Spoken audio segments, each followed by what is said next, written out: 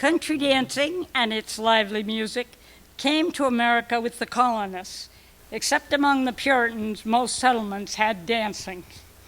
Since houses were small, most community dances were held in barns or community halls.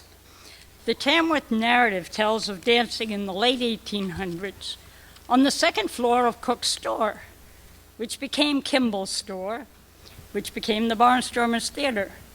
Maybe you can still hear them laughing and stomping. There may be people here who still remember Charlie Bennett playing his fiddle at dances. Anybody out there? Dances at Union Hall, according to Hooker Moody, were pretty wild, although others remember Charles Thompson dancing there and Lulu Whiting leading a dignified grand march. There were also dances at Runnels Hall. Anyone remember these? In the mid-30s, my father, Ned Behr, came back to Tamworth from a year working at the Putney School in Vermont, where we think he learned to call square dances. In any case, the newly formed Tamworth Outing Club sponsored its first dance in 1935 with Ned calling at Seven Hearths, which was then Marjorie Harkness's house, which is now Peggy Johnson's. Dances moved to Huckins Barn up Great Hill Road at some point. Does anyone remember when? Always frugal. This poster of the Huckins Barn dances is on the back of a Barnstormer poster from 1941. So this is when they were still barnstorming, actually. Nancy Colville and Dave Bowles remember that Burt Reed had a tonic wagon, which he would transport to the dances to sell cold beverages. He sold sodas from it in the barn, and one of my brothers remembers as a young boy holding people's soda for them while they danced. Besides Ned, Freddie Pulsifer was a popular caller, and the Hidden Band played the music, with Helen on the piano, where she is also at Runnels Hall, and whom you can see on the mural at the Brett School. She also played violin, and her grandson Johnny played the violin or the trumpet.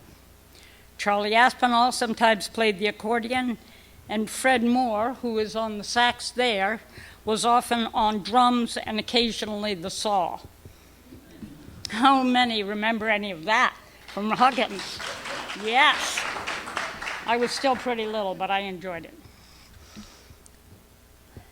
Despite the dances being on a midweek night, they were always well attended. Apparently, there were also other fun night events there, but I wasn't invited. Too young.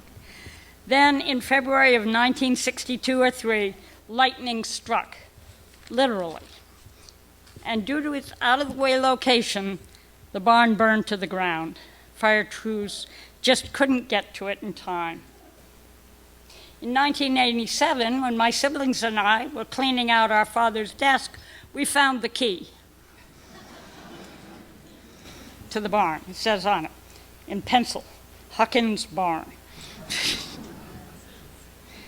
For a few years, dances were held at the Brett School, Ned still calling.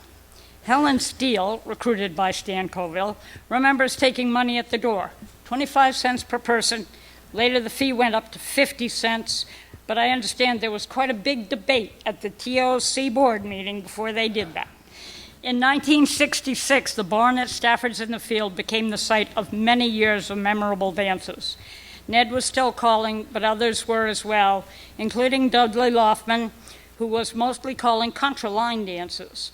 In 2009, Dudley was named a National Heritage Fellow. At 86, he is still calling, still playing the fiddle, and occasionally here in Tamworth. Besides Dudley, Besides Dudley, we have had and still have a number of talented callers. Thanks to the Tamworth Outing Club, the many callers and musicians over the years, as well as lots of dancers, the tradition remains strong. So if you haven't been to a dance recently, think about coming. All the dances are taught, the crowd is informal and friendly, and it's fun for all ages.